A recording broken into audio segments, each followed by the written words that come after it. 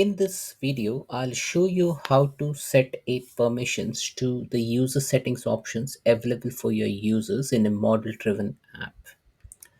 Now, just to give you a context, like I have already created a model-driven app. So this is my model-driven app. Now, the app has its own functionality. It allows you to add a record, edit a record, delete a record, and perform some operation. Now, an additional functionality which Power Platform provides you is like if you click on settings over here, then you have an option to select personalization settings. Now, just see the date over here. Now, for me, the date is in the format DDMMYYYY. Now, if I'm in US, then this format may change. So how do I go ahead and change that? So for that, you may need to go to personalization settings. So this is one option. Second option would be, like if you want to change the currency or if you want to change the locale or the language. So for that purpose, you may need to go to personalization settings. And if you go to the personalization settings, there are a whole bunch of settings which are available for you to make those changes. Like we have a general setting, we have synchronization, activities, formats, email templates, email signatures, email privacy, language. Now, some of the settings which are common is what which people change is the time zone. Then we have search experience or records per page, or if you want to change the formats of date and time, you go over here and customize the date and time format. And you can also change various other things. Now, the goal of this exercise is to show you that if you are an admin, by default you can edit all the settings, but what if you are sharing this application with an end user? So let's see by doing that in an example. Now, as you see over here, I've logged in as admin. I've gone into the personalization settings. I can see buttons. I can see two buttons, OK and cancel. So if I make any change, I can just go and click on OK, and then yes, the settings are changed.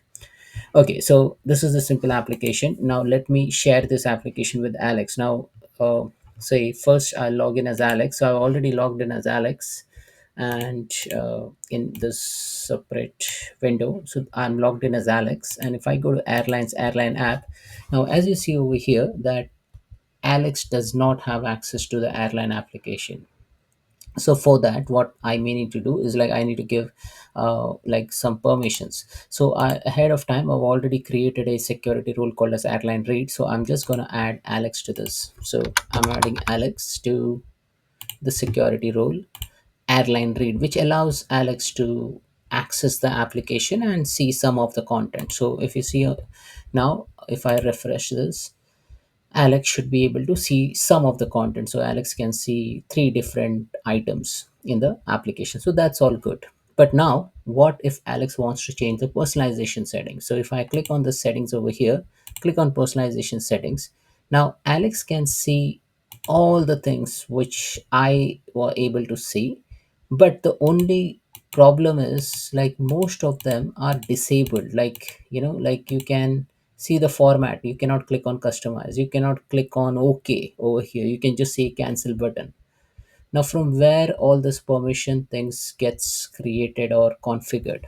So for that, what we need to do is let me go into the admin again. So I'm an admin over here. Now in the security role, like either you can create a same security role, or maybe you can create a separate security role to set those permissions. So when you set a security rule against that specific permissions, now I'm inside one of the security role named as airline read. So let me show you by typing airline read, and this is one of the security role, and Alex is a member of that. Now, for this security role, uh, I've given permissions for the custom table airlines over here, and then Alex can see those airlines and aircraft model. But under business management, so if you see a business management, there is a table over here named as user settings. So if you see over here, the user settings is read, and that's why Alex is able to read all the settings. Now, if I go and make this at an organization level or business unit or a parent child business unit level and click on save, then let me go to Alex over here. Now Alex can't see the OK button, he can't click on customize, etc. So let me refresh the screen for Alex. nothing will happen at an application perspective. But if I go into personalization settings and if the changes are affected, now you can see the OK button over here. So that means now Alex can configure the time zone, configure the date format. So you can click on customize, you can go ahead and change the currency. So if Alex wants to see some different format of the currency, or Alex wants to change the date time format, change the date format to say American, he can go ahead and do that. So those all settings, all the personalization settings get enabled for Alex. Okay. Now what happened is like I changed the date format to American, and that's why it is showing me the American format MMDDYY for Alex. So what we have done is we have gone into the security role and then assign a write permission to the user settings table. So user settings table basically means all the content which are presented when you go inside this personalization settings. So this is the user settings content. So if you grant the right access, then any person can go into their own personalization settings area and then change the format. So this is a place where you can set the permissions so that user can edit the personalization settings related to date, time, currency, and any other format content related to email or signature, or even for a matter of fact, you can change the base language as well.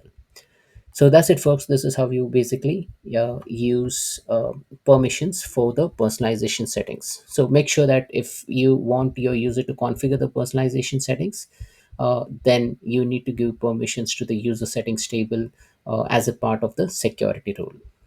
Thanks for watching.